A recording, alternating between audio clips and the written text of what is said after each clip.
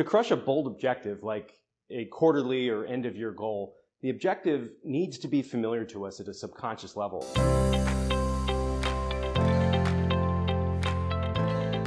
Otherwise, we can actually create friction for ourselves.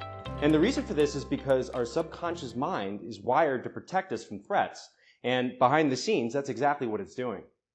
So if our objectives aren't familiar at this level, then our subconscious tries to protect us, like it does with a threat, by putting up resistance between us and the objective. At one of my recent workshops with a group of companies, we talked about mindset and a real example of a rep who hacked his belief system to do a 180 and crush the quarter. Here's part of that conversation. We also talk about belief systems, okay? So for our purposes here in this workshop, a belief system is what your subconscious mind is programmed to believe, and it's really what is relevant and familiar to your subconscious mind, okay? This is what forms your perception of the world around you and how you fit into it. This is what you think is possible, right? Subconsciously, not consciously. The problem is that a lot of people, you know, and there isn't anyone that's exempt from this. You know, I've observed this in myself in the past as well. They have ambitious objectives, and they pursue those objectives, and they're extremely good at getting momentum towards those objectives.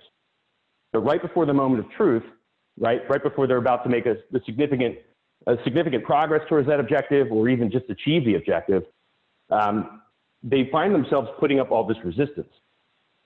And the resistance is coming in the form of thoughts, which lead to actions, right? And that goes into the feedback loop. And the reason why that is because the subconscious belief system is not aligned with the goal and objective. Okay, let me explain to you a story that I like to tell with this particular part of the program. And it's so drastic, it sounds like it's not true, but believe me, it is. 14 months ago, I had a client, a company that had, I think it was 3 reps. They wanted to put through the program. They just raised their Series B. And my program is an investment. It's expensive. And for them, they wanted to make the investment, but they wanted to make sure that they were going to be putting the reps through the program at the same time together, that were also going to be with the company for the long term. There was one rep that was really struggling, and I'll leave the company name out of this. The rep had been there for a few months. The quota was 15 qualified meetings each month. The month prior to this, he had 2 meetings. And the one before that, he did a little bit better, but he still missed his number. So the head of the company called me and he said, look, we really want to start this thing next week, but we're concerned about this one rep. We're wondering if it makes sense for us to hire another rep and then start everybody in the program together. So I said, okay, look, I get it. Let's just get started and see what happens. He said, okay, fine. So we started in the program, and before everybody in the program got on their first call with me. So the way this works is, in my 6-week program, the reps get to log into my resource portal, and there's 6 weeks of modules that drip out each week. And then at the end of each week, we have a 90-minute coaching call. That's what the program is. But before that, I set up a call with this rep. I just wanted to kind of see, you know, I knew he was struggling. I wanted to kind of see what was going on. And really what I was looking for, you know, were things that we can fix. Things like sounding mechanical on the phone. They were doing a lot of cold calling, right? Maybe the delivery style was mechanical. Maybe there was some issues with the tonality and the way he was coming across. I didn't know what it was. So I got on the phone with him, started talking to him, and I didn't hear any problems. Good tonality, delivery style was natural. It wasn't mechanical. He understood the product. So I didn't know what was really going on. So we got started in the program. We get to week 3, and that's where the mindset begins. That's where the whole week is about mindset.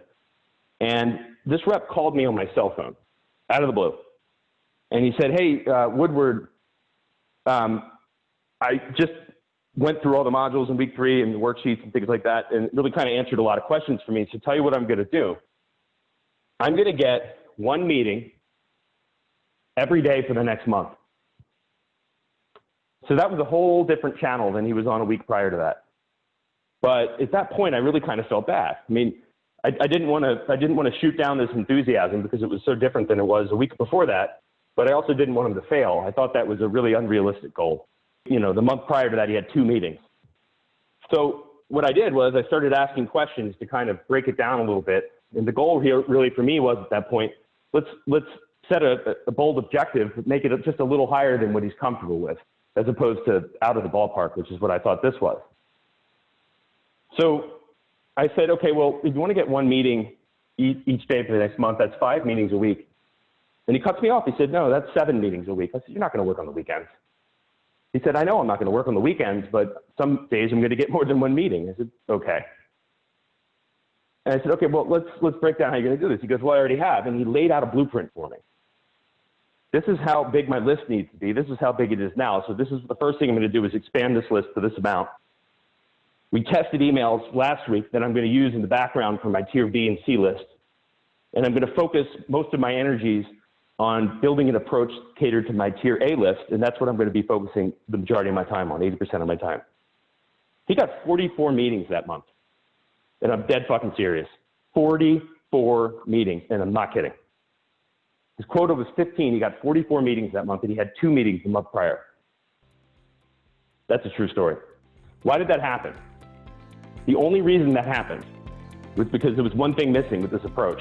This individual was, I think, 26 or 27 years old, had a lot of ambition, right? A lot of ambition. The only thing he was missing was this. He did not have his subconscious belief system aligned with that ambition. And what he learned in these modules and on our calls, what he got from this was that aha moment that this is the one thing I haven't tried.